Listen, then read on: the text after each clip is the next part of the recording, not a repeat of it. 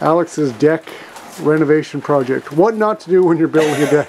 Okay, so before we even start taking it apart, folks, this is a really, really bad situation. The lighting is not Look, good. I can put my finger in here.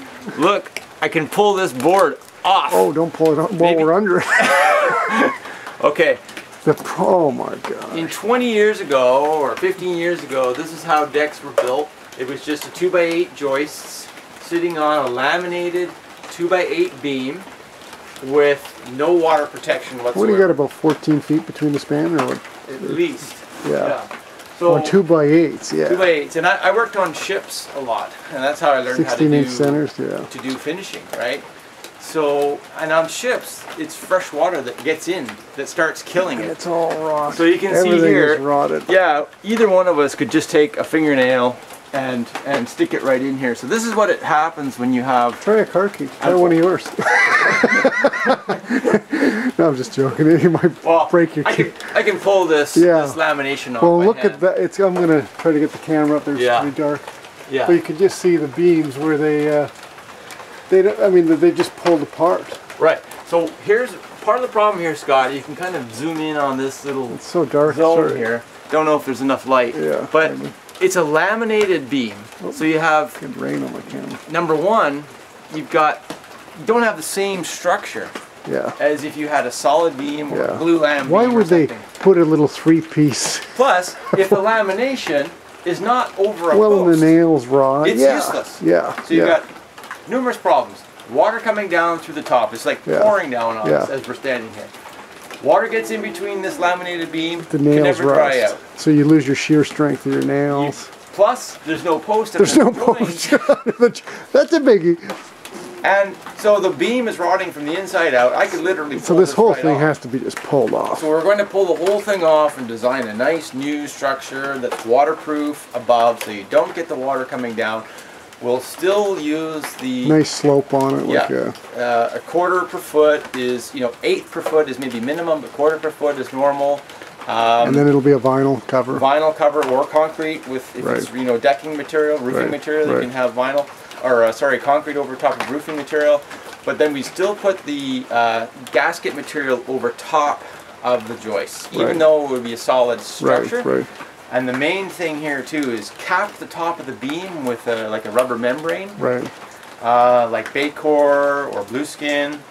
And then we'd make a flashing for it even. Steel flashing. And when that keeps water out. Plus when we build a beam, I put lath in between the laminations, so there's always air circulation. If it's a laminated beam. If it's a solid glue lam and it's covered and it's not getting wet, then you don't have to. This thing is scary, the whole thing. So, I mean, it is... Maybe from out here we can see it a little bit better. Look at the split on that sucker. Exactly. Well, that's what happened. I mean, this deck has lasted 20 years, but it's totally shot. 25 years. Take a look at this. Whoa! This thing's getting, the whole thing's starting to shake, Alex. Don't do that. It's scary. We're going down. Let's hope the earthquake doesn't hit none of the posts. Well, I think I'm just going to move back in a little bit because I don't really want to break my neck today. So I am going out for lunch with some lawyers, and I will have to sue you if I do. That's right. We have been friends, but it's been nice to know you. This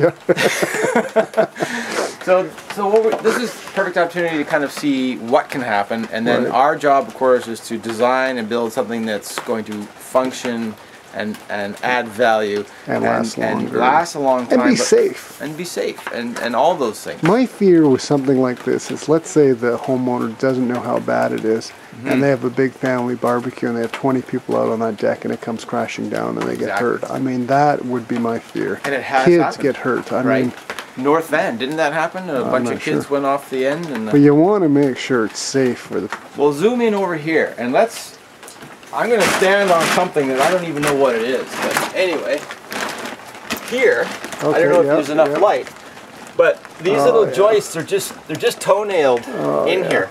And this plywood here is part of the rim joist of the house. There's nothing wrong with that. And they are sitting on a ledger, so this ledger is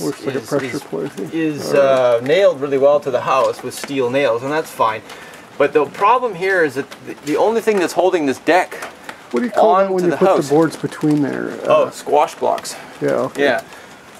These toenails? Or you could use joist hangers too if you want. Use joist hangers here, squash blocks, so that's a block in between, right. and then bolts, right. Some sort of manufactured bracket. Sure. Because those nails are the only thing that's holding this deck. When you get 20 people up on here, from shearing away from the house, and the whole thing just takes off. And it just takes off like once it gets going. Once inertia. You know, people get hurt on these things. Yeah. And you know the problem is, so you got to build it with safety in mind. That's why the code is the code. Exactly, and waterproofing. And waterproofing. You know, once that fresh water gets in there and the mold starts growing. There's no stopping it. Right. So this is like first stage. You can see it in the raw form here. Well, that's the beauty of the West Coast for a carpenter, hey? Endless work. Endless work.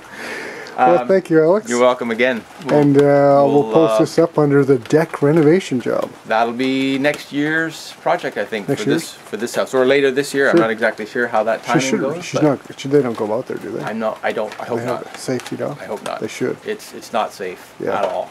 So there's no kids in this house, but they should have it taped off that they can't go out there. Yeah. It's dangerous. I mean, 1 foot can fall through any of these boards. But the whole thing could just slide off.